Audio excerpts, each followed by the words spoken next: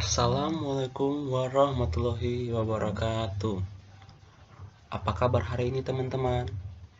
Perkenalkan, nama saya Malkianus C. Puranoati, Prodi Pendidikan IPA, Universitas Sarjana Wiyata Taman Siswa.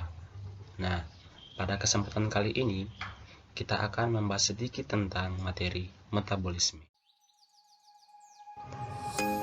Adapun susunan materi metabolisme diantaranya yaitu 1. Pengertian metabolisme, 2. Proses metabolisme, dan yang ketiga fungsi metabolisme. Oke teman-teman, kita langsung saja pada bagian yang pertama yaitu pengertian metabolisme.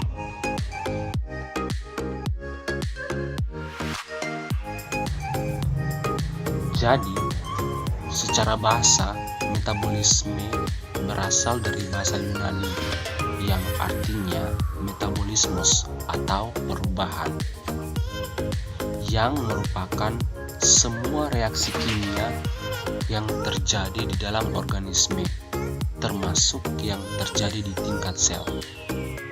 Adapun 3 tujuan utama metabolisme yaitu 1.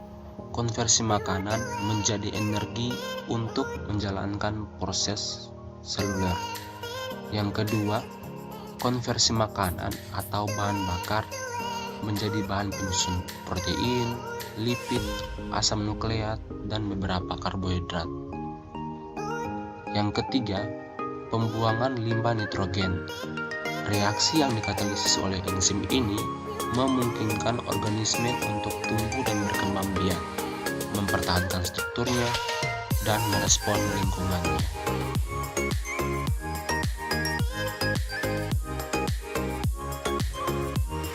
Secara garis besar, metabolisme memiliki 2 arah lintasan reaksi kimia organik, yaitu katabolisme dan anabolisme.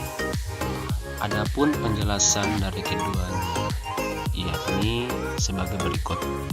Yang pertama, katabolisme.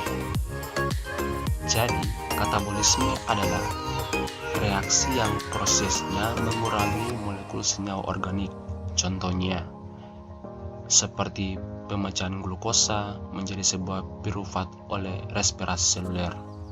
Sedangkan anabolisme adalah reaksi yang prosesnya merangkai atau sintesis senyawa organik, contohnya seperti protein, karbohidrat, lipid, dan asam nukleat pada molekul-molekul.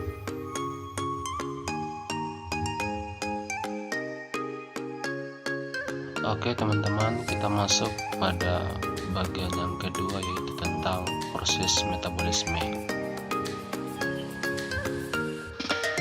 Jadi proses metabolisme pada makhluk hidup terdiri atas 3 bagian, yaitu yang pertama metabolisme karbohidrat, yang kedua metabolisme lemak, dan yang ketiga metabolisme protein. Yang pertama yaitu metabolisme karbohidrat. Metabolisme karbohidrat adalah proses kimia yang berlangsung dalam tubuh makhluk hidup untuk mengolah karbohidrat, baik itu reaksi pemecahan atau katabolisme maupun reaksi pembentukan atau anabolisme. Yang berikut yaitu metabolisme lemak. Metabolisme lemak adalah sintesis dan degradasi lipid dalam sel yang melibatkan pemecahan atau penyimpanan lemak untuk energi. Lemak ini diperoleh dari mengonsumsi makanan dan menyerapnya atau disintesis oleh hati hewan. Yang ketiga, metabolisme protein. Metabolisme protein adalah metabolisme yang berasal dari asam amino yang sumbernya dari asam itu sendiri. Dalam total keseluruhan, asam amino yang dihasilkan ada sekitar 85% yang berfungsi sebagai sintesis pada protein.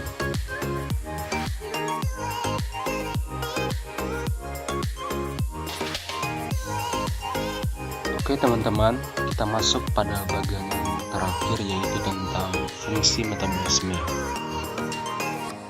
Adapun fungsi metabolisme dalam tubuh yaitu yang pertama, sebagai pengganti sel atau jaringan yang rusak. Yang kedua, penyusun unit pembangun sel. Yang ketiga, respirasi jaringan pada tubuh. Yang keempat, pertumbuhan jaringan tubuh. Dan yang kelima, menghasilkan energi dari perubahan zat-zat makanan yang ada pada tubuh.